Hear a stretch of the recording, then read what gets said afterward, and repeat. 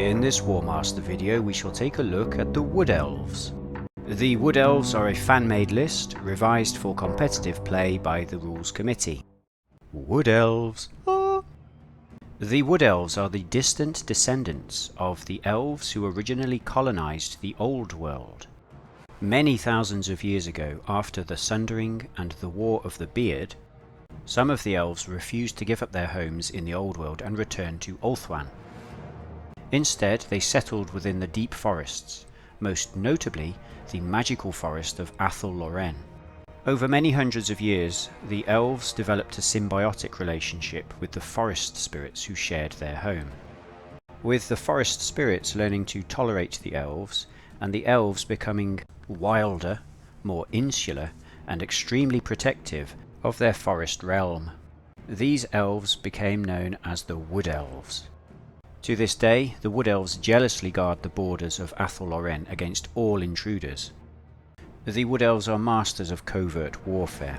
They will lure enemies into lethal ambushes, cut down their foe with deadly accurate bowfire from hidden positions, and finally routing the enemy with lightning charges from the trees, before vanishing again into the depths of the forest.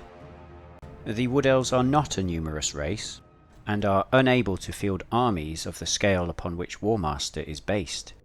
Therefore, the majority of battles involving Wood Elves will take place around the eaves of their forest home, where the spiteful forest spirits will come to their aid. Wood Elf armies are able to move swiftly and silently throughout the forest, and they also make use of magical gateways to transport their forces to where the threat of invasion is greatest. The forest realm of Athel Loren lies to the far southeast of Bretonnia, and is bordered on two sides by impenetrable mountains. And this physical security, combined with the elves' own insular nature, means they have little motivation to march to war. On the tabletop, the Wood Elves play as a small, mobile and hard-hitting force.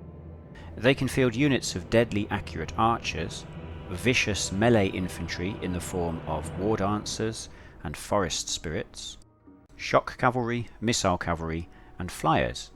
The Wood Elves rely upon using woodland terrain to protect their more vulnerable units, with a dizzying array of character choices and special mounts. Although they will do battle against any trespassing army, the Wood Elves reserve a particular hatred for the Beastmen and the Greenskins.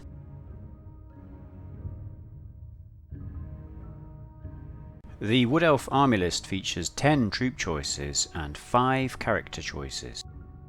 For every 1,000 points you must take 2 units of Glade Guard and 1 unit of Dryads. The remaining troop choices are heavily restricted, but give you access to several lighter Elven units and some more resilient Forest Spirit units. The character choices mirror those in other Elven lists, with the addition of unique Forest Spirit characters. The Wood Elf army also has 2 special rules, the first of which allows you to replace one of your units of war dancers with a wood terrain piece for every 1,000 points in the army. This special rule is somewhat divisive. No other army in Warmaster gets the option of adding terrain to the battlefield in this way, so it's not popular with tournament organisers. However, some Wood Elf players believe it nicely represents the rules from Warhammer Fantasy, where Wood Elf armies could deploy extra pieces of forest terrain to represent the defensive woodland nature of their battles. Wood Elves. In keeping with the arboreal nature of their army, all infantry units in the list may ignore the -1 command penalty when occupying woods. Glade Guard are your first compulsory infantry choice, and you may take up to 4 units per 1,000 points. Glade Guard have the standard missile infantry profile found in many Warmaster armies. However, Glade Guard are much better than standard missile infantry, as they gain +1 to hit on their shooting attacks. This means they play very similar to High Elf archers, although Glade Guard do not have an armor save, but they are 10 points cheaper. The Glade Guard are the most iconic Wood Elf unit, as the Wood Elves are a race famed for their archery. However, the game of Warmaster is not won through archery. So as a Wood Elf player, you are going to need to protect your missile infantry, as they will quickly crumble if the enemy get to charge them. The best way to protect your archers is to use woodland terrain. By placing your Glade Guard inside of woods, you can set up defensive positions across your battle line. Just be aware that the more archers you take, the more defensive your playstyle will be. Eternal Guard are your second infantry choice, and you may take up to 3 units per 1000 points. They are identical to the Elf Spearmen used by the High Elves and Dark Elves, with a standard medium infantry profile. Eternal Guard make good supporting units for your Glade Guard, and they're very good at taking and holding dense terrain, especially woods. Eternal Guard will hold the line well against enemy medium to light infantry, and they're cheap enough to take in large numbers to raise your breakpoint. War Dancers are your third infantry choice, and you may take up to 4 units per 1000 points. War Dancers are not a unit in their own right.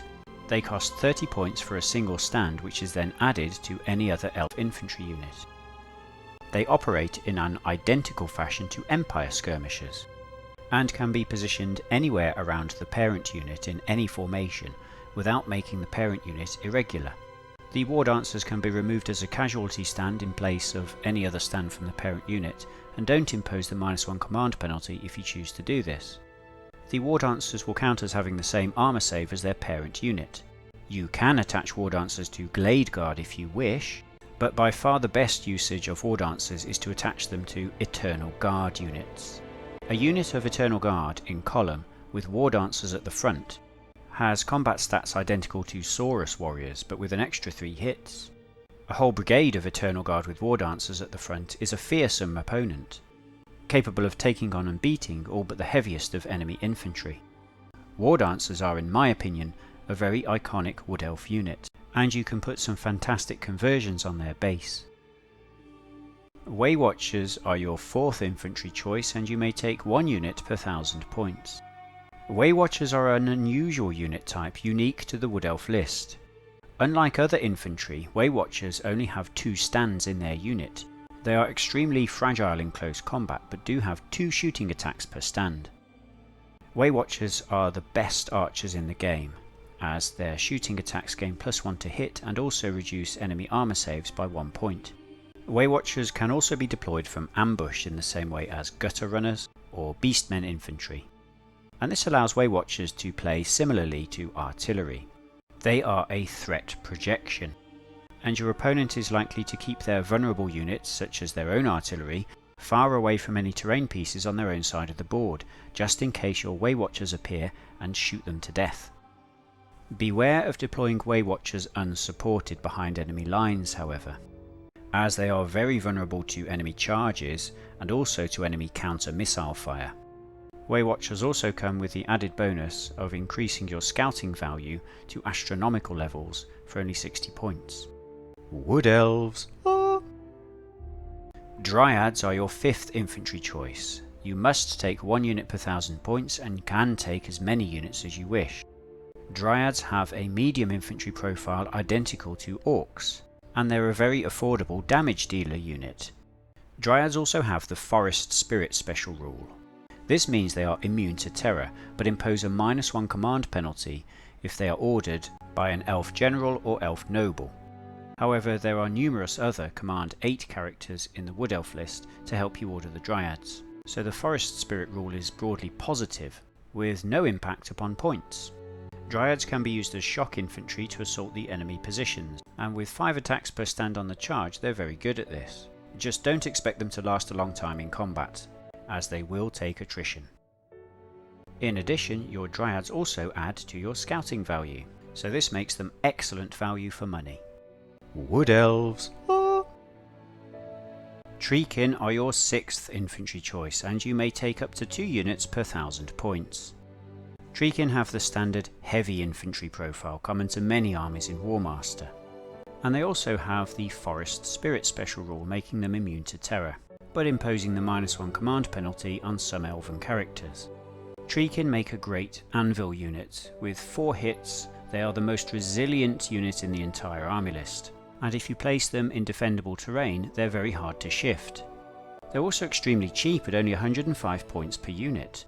I can only assume this is an error on the part of the list writer, as standard heavy infantry cost 110 points, and Treekin don't have the negative special rule like Ogres that would reduce this. In fact, the Forest Spirit special rule is quite positive, so it's no surprise to find that the received internet wisdom is to max out on Treekin. Wood Elves! Glade Riders are your first cavalry choice, and you may take up to 3 units per 1000 points. Glade Riders have the standard light cavalry profile common to many armies in Warmaster, although their shooting range is 30 centimeters. Glade Riders are identical to High Elf Reavers, and they fulfill a similar battlefield role. You can order your Glade Riders around the rear of enemy formations to impose the -1 command penalty and cut off lines of retreat. Their missile attacks are great for causing confusion and disrupting enemy lines, and they can also be used to attract enemy artillery fire to protect your more valuable cavalry. In my opinion, an excellent all-round unit. Wild Riders are your second cavalry choice, and you may take 2 units per 1000 points. Wild Riders have a medium cavalry profile, but do gain a bonus attack in the first round of combat when fighting to the front. This rule is identical to that of Cold One Knights from the Dark Elf list. Wild Riders also count as forest spirits, so they're immune to terror, but suffer the command penalties from certain elven characters. They are a hammer unit and are very powerful on the charge, especially against enemy monsters or other terror-causing troops. Their downside is that they are quite fragile, with only a 5+ armor save, so they will not last long if you throw them against enemy heavy cavalry. Wherever possible, you should try and make flank charges with your Wild Riders. Destroy one enemy unit on the charge, then withdraw. Use your Glade Riders to protect them from enemy missile fire, and keep them moving to avoid enemy charges. Warhawk Riders are your flying monster choice, and you may take a single unit per 1000 points. They have the standard flying monster profile with the addition of a 15 cm shooting attack. They are identical to Pterodon Riders from the Lizardman list, and they are an excellent battlefield harassment unit. Warhawk Riders are brilliant for taking out enemy flyers or enemy artillery. You can also drop them behind enemy lines from turn 1 to impose the -1 command penalty and use their shooting attack to cause confusion and disrupt brigades. For me, they are an auto-include unit. The Treeman is your single stand monster choice, and you may take a single unit per 1000 points. The Treeman causes terror and has a stat line identical to the Bone Giant from the Tomb Kings list. As a forest spirit unit, the Treeman also suffers the -1 command penalty from some elven characters. Treemen work very well when brigaded with other forest spirit infantry, as their high number of attacks will help tip combats in your favour, whilst their terror and decent armor save will help bounce enemy attacks, especially from cavalry units. Again, Treemen are a very iconic unit, but they do have a special rule which breaks the game rules of Warmaster. They are a monster which can enter woods. Now, I understand from a logical point of view, a walking tree that cannot enter woods is rather a silly premise, but for me, I would have preferred to have seen the Treeman as a character rather than a monster, because then entering woods is not an issue. Wood Elves! The Wood Elf General has Command 10, the highest in the game, and adds 2 attacks in combat. They are identical to the High Elf General, but for 25 points cheaper. The Wood Elf General is available at this lower cost, partly due to the fact there is no heavy cavalry unit in the Wood Elf list, and partly due to the Forest Spirit rule, which means your best combat units will suffer a -1 command from the General. My personal opinion is that the Wood Elf General doesn't need to be Command 10. The Wood Elves are certainly wilder and less disciplined than either the High Elves or the Dark Elves, and if the Wood Elf General were Command 9, you could do away with the -1 command rule for Forest Spirits, which in turn would remove the need for so many extra characters in the list in order to command the Forest Spirits. Anyway, you can use your Command 10 General to reliably order your brigades twice or even 3 times a turn, allowing you to make charges against the enemy right from turn 1. Wood Elves! The Noble is a standard hero for Warmaster, and you may take 1 per 1000 points. The choice of whether to include a Noble or not really depends on whether you're going to go with a lot of Forest Spirits or a lot of Elf units. If you focus on Elf units, the hero is a good choice. Assign him to one or more elf brigades and use him to move them around the battlefield. The noble is also an excellent choice for a forest dragon mount, and again this complements an elf themed army. A noble on a dragon will bring terror and 4 attacks in combat to any engagement within 100 centimeters. This is the best force multiplier available to the army, especially if you add a magic sword. A more cost-effective option is to mount your noble on a warhawk, as this does give them the ability to fly and adds 1 attack in combat. Add a magic sword and you have a cheap combat boost for when points are tight. The Treeman Ancient is your 3rd character choice, and he is essentially a forest spirit hero. Now, I really like the concept of this character, mainly because it allows you to field a Treeman in the army without breaking the game core rules. You can only field a single Treeman Ancient in the army, he can only join forest spirit units in combat, and suffers a -1 command penalty for elf units. However, he does cause terror, he adds 3 attacks in combat, and can cast a spell. With a command value of 8, he's really good for keeping your forest spirit brigades moving. So he's an excellent character choice if you've taken a lot of forest spirits in your army. The only downside is he can't be given any magic items. The Branch Wraith is your 4th character choice. You may take 1 per 1000 points, and they're another forest spirit character. They also have command 8 and add 2 attacks in combat for some reason, even though they're only man-sized. If you've gone forest spirit heavy and can't afford the Treeman Ancient, then the Branch Wraith is your cost-effective option. They don't cause terror, but in all other regards they are identical to the Treeman character. For me, the Branch Wraith is a superfluous character choice. It's a holdover from a previous version of the Wood Elf list, as during the experimental stage, various Wood Elf list concepts were explored.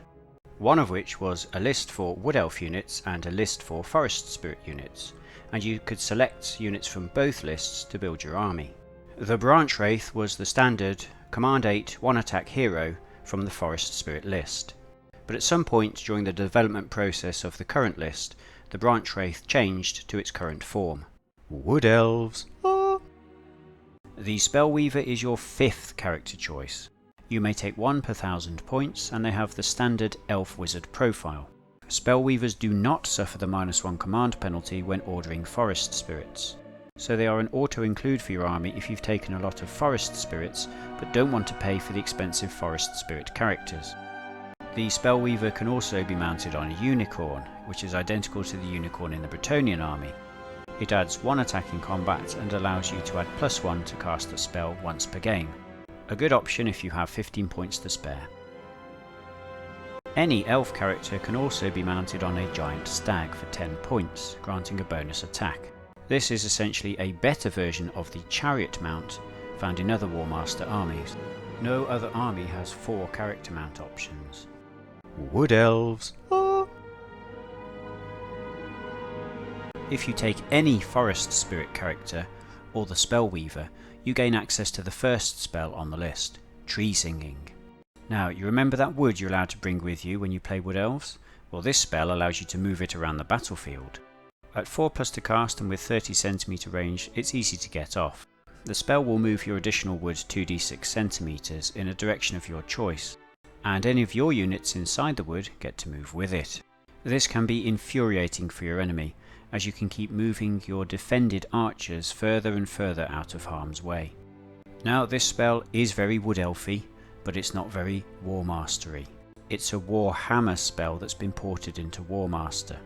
And for me, being able to move the terrain around is something which goes against the core principles of Warmaster. The remaining spells are available to the Spellweaver only. The second is Twilight Host. This is very similar to spells found in the Norse and Chaos Dwarf army lists, but is harder to cast as it extends into the enemy's turn.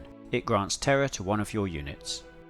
Call of the Hunt is a movement spell, but instead of being identical to the movement spells found in all other armies, the Wood Elf version can only be used to charge the closest visible enemy and does not allow them to stand and shoot you. This spell is tailor-made to annoy dwarfs. It is perfect for destroying artillery brigades, especially as you have flying units in your army. The very threat of this spell may force your opponent to throw more resources into protecting their artillery than they otherwise would. Fury of the Forest is a great attacking spell. It's very hard to cast but has an excellent range. It's perfect for using against enemies that like to hide their infantry inside of woods, and can also be a nasty surprise if you get to move your own additional woods terrain deep inside enemy lines. This spell is why you might consider taking a Ring of Magic. Wood Elves! Ah! This is a typical Wood Elf net list, maximising the Treekin and the Wild Riders whilst minimising the Glade Guard, but it's not the only way to play Wood Elves. This is a concept list which has won a UK tournament, where every model is armed with a bow apart from the minimum core Dryads. You could try a Forest Spirit list with maximum Treemen and Treekin and some Forest Spirit characters. Or you could try a close combat Elf army. Take maximum Eternal Guard with War Dancers. If you brigade these in column formation, they will perform just as well as Treekin for less points. And finally, you can just mix and match, take one of everything and find the build that works for you. Just be aware that at time of writing, the Army List app counts War Dancers as a unit in their own right, so if you've taken War Dancers you'll have to manually reduce your breakpoint to remove them. Why would you choose to play Wood Elves? Well, you may have been influenced by watching The Lord of the Rings or reading the novels, and the imagery of talking trees and dashing archers may capture your imagination. There's no denying that Wood Elves are a very popular faction, and some fans can become quite emotionally attached to the army. However, I think with the rise of 3D printing and the growth of online manufacturers, Wood Elf players now have access to some of the best looking models in Warmaster. A well painted Wood Elf army looks fantastic. So this is perhaps the main reason why Wood Elves are so popular now. You can really let your creativity shine with basing and conversions on a forest theme. Wood Elves are a good guy army, so they make a great antagonist to play against Beastmen, Greenskins, Chaos or Undead. But they'll often come into conflict with the Dwarfs, the Bretonnians, and even the Empire, so no matter what army your opponent fields, Wood Elves are a good choice. A key strength of the army is its Command 10 General. If you focus on the elf units in the army, you can make maximum usage of this benefit. You can move your flyers and your glade riders behind enemy lines on turn 1, while your elf infantry will swiftly take up defensive positions in the available terrain. The fact that your forest spirits cannot be ordered with Command 10 is a balancing factor for the army, as they're your strongest options. A Wood Elf army can bring an awful lot of shooting, although it may be hard to focus it against individual enemy units. The volume of shooting does mean that the enemy will be taking attrition before they reach your lines. You also have some good terror causing options in the list with the Treeman Ancient, the Forest Dragon and the Spell list. The Wood Elf flyers are some of the best in the game and should be used wisely. The sheer number of options in the Wood Elf list will often leave your opponent guessing as to what army you'll actually bring to the table. And it also allows you to tailor the list somewhat if you know what opponent you're likely to face. The sheer number of Wood Elf units that give you a scouting bonus makes them, hands down, the best Warmaster army for scouting. Your opponent will always be setting up first. Finally, the ability to field additional pieces of defendable terrain is a strength that no other army has. The key weakness of the Wood Elf list is its lack of resilience. Only the Treekin have a decent number of hits. So your troops will take casualties from enemy missile fire and you will lose stands in close combat. Due to the cost of most Wood Elf units, you're unlikely to be able to field a large army, so your breakpoint's going to be quite low. You also have no access to artillery, which means your options for armour piercing and to force the enemy to come to you are limited. Wood Elves have no heavy cavalry of their own, so they are vulnerable to charges by enemy knights. If enemy heavy cavalry catch your archers in the open, they will make short work of them. Due to the fragility of a lot of your infantry, you are going to be reliant upon the terrain. You will need to make use of woods or other defendable terrain pieces to keep your army alive. The restrictions on many unit types can mean it's quite hard to build a focused list with Wood Elves. You may end up with an army which has some infantry, some cavalry and some shooting, but doesn't dominate in any of these areas. The playstyle of Wood Elves is also a weakness for the game of Warmaster. Wood Elves are experts at guerrilla warfare, making shooting attacks from cover. However, this does not make for a very dynamic play style, and games of Warmaster are very rarely won by shooting alone. In other words, the Wood Elf playstyle can be a bit dull. So what tactics work well against Wood Elves? If you have access to artillery or heavy cavalry, you're going to give the Wood Elves a hard time. Heavy cavalry units will beat the Wood Elf cavalry and will ride roughshod through their infantry units. Artillery, especially cannon, will outrange the Wood Elf shooting units and make a mockery of their defended status. If you're worried about Wood Elf flyers being launched into your artillery brigades by their magic spell, simply keep some friendly units next to your artillery and position them so they're always going to be the closer target. Use sacrificial units of your own to attract the Wood Elves' bow fire, neutralising one of their army strengths. Never engage their own heavy infantry in the woods. Ignore them. Attack their weaker units in the open such as cavalry and flyers. Don't give them easy charges, keep your army together in mutual support. Force them to come out of their woods and attack you on your terms. Keep the pressure on them, don't allow them to retreat and reform, and they will break. So in summary, I would describe the Wood Elves as a high fantasy army. Wood Elves often provoke strong reactions from players who will either love them or hate them, as the Wood Elf playstyle can be quite frustrating to play against or play with. In my opinion, the Wood Elf list does have its issues.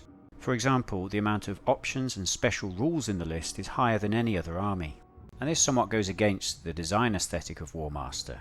Units in Warmaster are supposed to represent a broad type of military formation, whereas the Wood Elf list features several units with a great deal of special rules which focus on minutiae. The author of Warmaster, Rick Priestley, is often quoted as saying that Warmaster is not a game designed with Wood Elves in mind. Warmaster is about epic sweeping conflicts, not small forest skirmishes, and so this makes it quite hard for any Wood Elf list writer to accurately capture the feel of the army in Warmaster.